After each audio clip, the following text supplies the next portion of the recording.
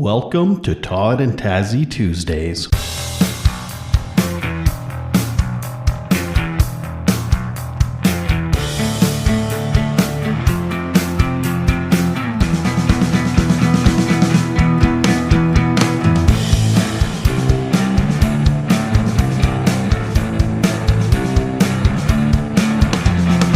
A Buddy Hugs a Mental Health production.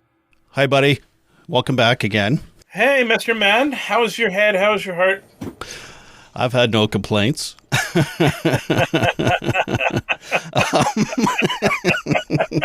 That's a typical guy thing, right? Oh, I've had no complaints. Really? Meanwhile, we're inside, we're like, I just need a hug, and I want some chicken wings, and I just want to be loved, right? I mean, I've had no complaints about my head. Yes, I heard that. I put two and two together. Okay, good. Yeah. Okay. I got that from RuPaul. RuPaul? Yeah, she says that all the time. But anyway, it's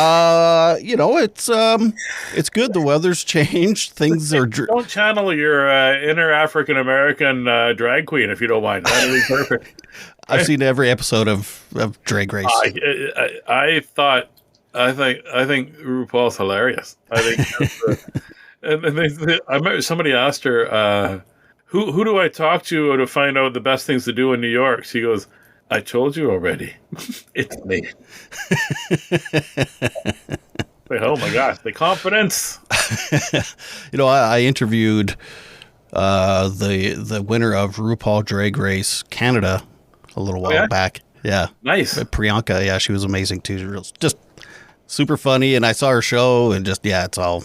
Yeah, amazing. People are like, oh, drag king, let's go. Just like, okay, you know what? Go poop some tacks over there or something, buddy. But every drag queen that I've talked to has always been over the top hilarious. Mm-hmm. I remember going to a show in Mexico that this young lad had said, hey, come see this show. And I'm like, yeah, I'll come see this show. And the headliner was a stunning woman. I'm like, this is great. I'm watching. And it took me a second, and he looked at me and he gave me a wink. And then he was doing impressions, and he did 3 or 4. And then he did Lou Rawls. His voice was down, like really low. And I went, oh shit, that's the guy from the restaurant that invited us. This is awesome. Oh, okay. And he just gave me a big old wink, right? He's like, there you go, Mr. Man. And he goes, did I shock you? I said, no, you surprised me. I said, shock me to me is something wrong. I said, but I'm going to come see. I went and saw it 2 or 3 times. It was just such a great show. It's like pure joy at drag shows. It's just celebrations. And you're going to get letters, and people are going to get mad at me, and they're going to send me emails that I'm not going to read. I'm not going to read. If you email me and say, oh, drag queens are evil and blah, blah, blah. No, they're not. Right? There are evil people in this world. But that's like brushing, that's like saying everybody from Alberta is a redneck, or everybody from Saskatchewan is weird, or everybody, right? It's like painting, right? Painting everybody with the same brush. Mm-hmm. We've stopped doing that. We're starting to use it like one of those machines. We're using like a paint sprayer. We're spraying everybody the same, and especially if we don't have the same opinion that you do. Now all of a sudden we have to be enemies. What the hell's wrong with that, right? Why don't we do what we do in the country? The guy across the street from us is an asshole, giant asshole, king of assholes. Guess what? He got hurt. He can't pull his crop off. Let's help him. Mm-hmm. That's what we do. But that takes knowing the person in person. Now, like behind these keyboard warriors, you can say stuff that you would never say in person to someone's face. Oh, the old comedian? He just died not too long ago. Shit. Norm Macdonald? No. I'm out. George Carlin. Carlin. There you go. That's it. Yeah, and his whole thing about... I need a place to store my shit. Like his whole thing about individuals are amazing. I love people, get them in groups, and they turn into assholes, and then and then they stay in their groups behind the keyboards, and it's like, can't we just... Here's what we've forgotten. Intent. Did I intend to hurt your feelings when I said what I said? If no, let me know that it hurt your feelings so it doesn't happen again. If yes, then why are you hanging out with me? Or if yes, why didn't you say something at the time instead of? Yes. You'd rather stew in your own anger than set me straight. Like yesterday was Pink Shirt Day, okay? And so somebody said, we were talking away, and I said, well, you know what? Here's what people forget is that bullies need love too, and they don't have it, so they've become bullies. A lady goes, I'm so upset that you say bullies need love. Blah blah blah blah blah blah blah. And I go, okay. I just said, okay. Hugs. Have a gooder. Much love, Tazzy. That's not what I originally typed. I typed until I had blisters on my thumbs, and then I just backspaced until it was erased and wrote, okay, hugs. Because bullies do need love. That's why they're doing what they're doing. Because they don't know the difference between love and attention and hurting. A lot of them don't. Were you a bully? I was at one point in time. I got bullied. I got bullied a lot when I was a kid. And then I became the biggest, strongest kid in the whole school. Stronger than the teachers, actually. And I ballooned. I was going to hit some people. Oh, did you blossom? I said, I ballooned. That's what I did. I ballooned. I was 12 years old, and then I hit 200 pounds. And by the time I was, and then by the time I was 14, I was probably 230, right? And, but I was crazy strong, ridiculously strong. And so at one point in time, I was doing what I wanted to do, and if people didn't want to do it, I used my size. And it took me a few months to realize, oh my God. My sister pointed out.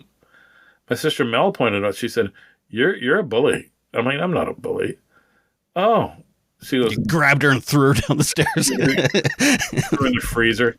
But yeah, so I was a bully, and I'm more embarrassed about being a bully than I ever was about being picked on.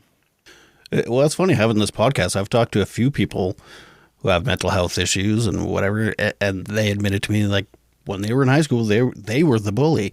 Yeah. So it just right there just goes to show you that love and acceptance and validation, empathy, it's important for everybody, whether you're a bully or not. Yeah. You know what? And I still, as an adult, don't think I deserve any of that. And I'm not going to throw my parents under the bus because they're already gone, but they're the reason that I don't have a healthy relationship with myself. There's a lot of hitting, a lot of drinking, a lot of, man. And something I've learned growing up, you get to know your parents as adults. Well, you're an adult and you realize they went through shit. Yeah. And they're just doing the best they could. And had I known what my dad went through at the Orange Home in Indian Head, the horrific abuse he took, we would have had a different relationship. We would have figured out how to get him help, and we would have figured out how to make him not feel like it was his fault that he got raped, and it was his fault that he, he didn't get raped. He got it. He didn't get raped. What he got was abused by same thing. So stop it. Stop giving chocolate to the devil. Stop coating the stuff so you can swallow it easier. Sometimes, you know what? You swallow a berry and it gets stuck in your throat. You swallow some ice cream, you get an ice cream headache. Oh my God, that's terrible for a few seconds. Try swallowing a tack. That's going to caught in your throat, and that's going to make you, oh, I remember that. But stop sugarcoating the stuff that happened to these people. Like, you were there when that guy came up to me and just asked me if that was my dad, and he had all tears, and he told me everything that went on there as well. Then it turned out he's gone. I had to ask the people at the theater there that at the old Opera House, right? Is there a ghost here that cries and calls you by name?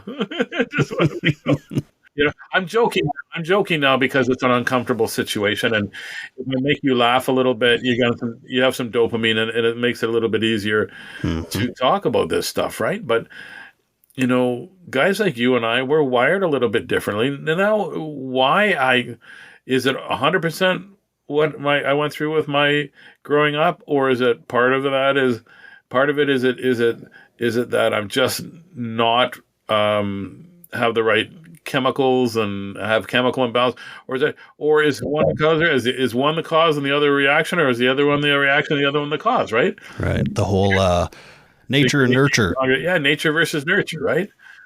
So here's the deal. Who cares? Here's what I decided. Exactly. Yeah. It doesn't matter why I'm like this or how I'm like this.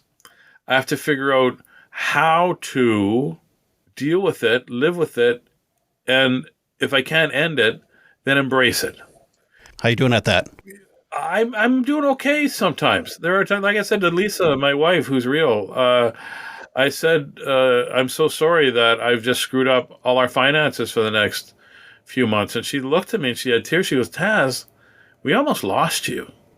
If I lose you, she said, how much money do you think I would give to have you come back? Then it kind of makes you feel like, okay, perhaps I'm something. Every cup of Nespresso coffee is an invitation to transform your morning routine into a ritual you can treasure each and every day. Using the Virtuo Pop, a simple touch of the button freshly brews bold aromas and a rich, velvety crema layer for delicious cafe-quality coffee at home. Whether you enjoy your coffee hot or over ice, every sip, every morning is unforgettable. Nothing tastes like Nespresso coffee. Visit Nespresso.com or our app to explore our full range of easy-to-use machines and coffees not found anywhere else. This episode is brought to you by State Farm. From your morning podcast to your afternoon playlist, State Farm knows you personalize your entire day, and that's why State Farm helps you personalize your insurance with the State Farm Personal Price Plan. It offers coverage options that help protect what you care about most at an affordable price just for you. Like a good neighbor, State Farm is there. Prices vary by state. Options selected by customer. Availability and eligibility may vary.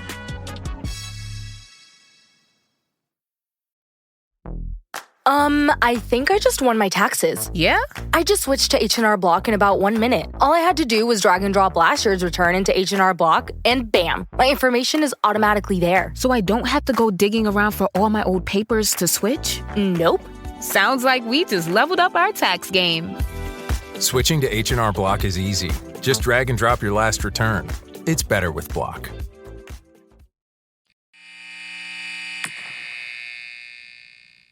Nice. That's nice. I mean, it's not nice that you have to go through that, but it is nice when you go through these things and you do get a little bit of a different perspective of yourself and life and stuff. Well, you go through stuff like if you go to dive and you jump way off the rock into the lake and you hit it and it's solid, winter's not when you should be doing that shit, right? So you learn that as you're pulling your legs out of your arse, right? But we do what we do, but we forget the lesson sometimes. And sometimes we have to be more patient with ourselves than we are with our other people. I'm way more patient with you than I am with me. I'm very patient with my other buddies, and I'm patient with complete strangers. But I do something, what the hell? Right? And then it's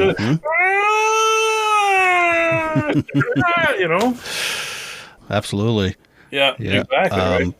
Right. Have you ever, I don't know, maybe you don't have to answer this if you don't want, but I will if I want to. Have you ever gone through something traumatic like your dad did with the sexual stuff? Yeah. But I don't talk about it because the person who did it, their kids are still alive. And that person's gone. And so why should I... People are like, oh, you should report it. Okay, guess what? The person that did it, their kids are still alive. So why would I ruin a family? I'm over it. I understand why. It wasn't me. Right. Right? It did affect certain things, and there's certain things that have in my life I know 100% are because of that, or my I hate certain smells because of that, and I hate certain actions. I can't stand to have my face touched. I can't right, and then that sort of stuff. But it's not something I advertise, and people some people get very upset with that, and I go, it's not your memory to have an opinion on. Yeah. I've made a choice to do it this way, and there's no change in that for me. So, Well, thanks so. for being vulnerable. I'm open about it. I just don't. I'm very guarded because It's confusing, isn't it? it can be confusing, right? It is confusing, and it happened when I was quite young, and I told people and they didn't believe me, and I got a spanking for making shit up, and I think that's when I just stopped telling people stuff. Mm-hmm. Well, it's amazing how sometimes it's not even the trauma itself, it's the other people's reaction that's actually more traumatic. It's the inability to understand how your parents can't have your back. I went through some child-on-child stuff that was so buried. I think it was 6 years sober. So it was only a couple of years ago that it was like, it came crawling out of the shadow and was like, hey, I think you're well enough now to deal with this. Hello. It's like, holy fuck. Hey, you guys feeling okay? Okay. Come on over here, boys. He's still drinking. Let's not come out yet. Yeah. Which way do you want to build the bridge? Straight up, son. Yep. Yeah, and it is. It's extremely, extremely confusing, and for me, I've never felt like a victim because it was child on child. Yeah. So I don't feel like I was preyed upon, or I was taken advantage of, or anything like that. But it's a sexual trauma. I call it. I don't say I was sexually assaulted. I have sexual trauma, and it's complicated, and it's fucked up. It is complicated, and it's quite simple, right? It's so complicated, it's simple. It wasn't you. Right. Period. Yeah. Right? If you had chosen to do something like this, then on somebody else, then you have to look at your character. But it wasn't. We were preyed upon, and it's not our fault. Yeah. Yeah. Right? See, mine happened off and on for years. My gosh, yeah. Well, I'm sorry you went through that, pal. No, well, that's okay. I mean, it did sometimes. You just did it. It's not okay. No, but okay, I'm okay. You're okay. So that's okay to say that. When it's okay, but it's not okay. Because that's how we deal with it. No big deal. Don't worry about it. Right? It's only a flesh wound. Don't worry about it, right? Instead of going, thank you, appreciate you. I'm doing okay. I'm dealing with it. We always go, it's okay. Because we don't really want to talk about it. Because for some reason, it's our fault. For some reason, an 8-year-old Tazzy invited a full-grown gentleman, right, to play his wares. We didn't invite that. It was stolen from us. That part of us that thought the world was a good place was stolen from us. That part that said trust all adults was stolen from us. That part that had no idea what sexual beings we could be and what our genitalia was for was stolen from us. That part of mom and dad are safe and I can tell them anything. That was my next thing I was going to say. That part where you are protected by your parents is stolen from us. Stolen from us in a way that can never be fixed. Mm-hmm. There's a part of us that if we were a painting, if you look closely, the hell's that supposed to be? See, we'll paint over it, we'll put a little flower, we'll put a little, what did he used to say? A little bush over here, we'll not talk about it, right? That guy, right? Mm-hmm. Bob Ross. But it's stolen from us. We were robbed of figuring stuff out on our own because somebody decided we were prey. I still don't feel like prey, but... I did. Yeah. Yeah, mine was different. Like, we were the same age. Yeah. And sometimes this is the part where it gets really confusing. I've never said this on the show before or anything, but sometimes I was the initiator. Yeah. And that's really where the guilt and the confusion comes in. And I had a counselor saying, like, you fucking, like, of course that would happen sometimes. Of course your body reacts when it's stimulated and, like, Yeah. this is, like, and I know I've been told that, and I know, but it's still so confusing, and I feel like guilty and shitty too, and it's just fucking confusing and fucked up. And it will be, because you're still the age you were when it happened in that scenario. Oh God, yeah. I mean, my heart's racing right now just talking about it.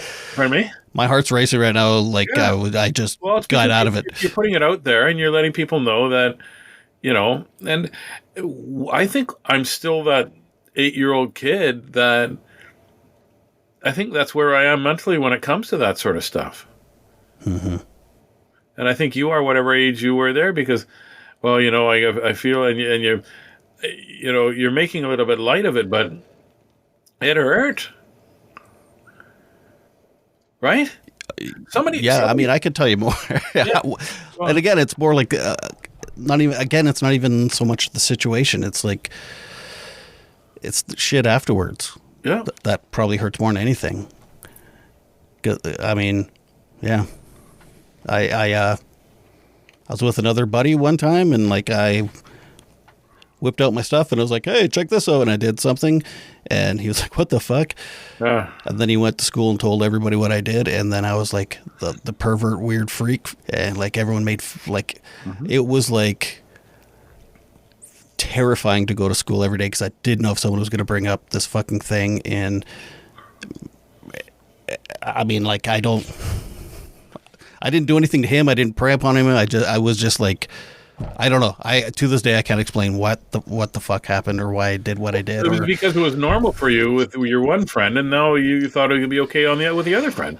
I guess, yeah. And then I would think so. I was like, just, yeah, but it was him telling everybody, and everyone just thinking I'm a fucking freak until they forgot about it or something. It took like years of like pins and needles. At any moment, is someone going to bring this up again? And man. But how did you react when he said, what are you doing? Like, you thought, no, I thought this was kind of normal. I was just like, I just laughed it off. I was like, whatever. Yeah. Put it away. And then, yeah. Well, this has been a pretty revealing episode. No pun intended. Put my shirt back on. But you see what's going to happen is people are going to listen to this, and some people are going to go, oh my God, gross. And other people are going to go, oh my God, really? Okay, so I'm not alone. Yeah. And that's why we talk the way we do. By the way, if you're upset about this, send us an email. We're not going to read it. And no, my job isn't to keep. My job isn't to make you feel good about who you are. My job is to make you feel okay to talk about who you need to be. Well said. And that's what we're going to do, man. No, one bunny hog at a time, baby. Right on. Well, I appreciate it. This has been another good episode, I guess. Yeah, I don't know. I feel like crying now, but we'll never know whether or not it's a good episode. Don't let us know. Don't let us know whether or not it's good or not. That doesn't matter. All right, buddy. We'll see you next time. Okay, love you, brother.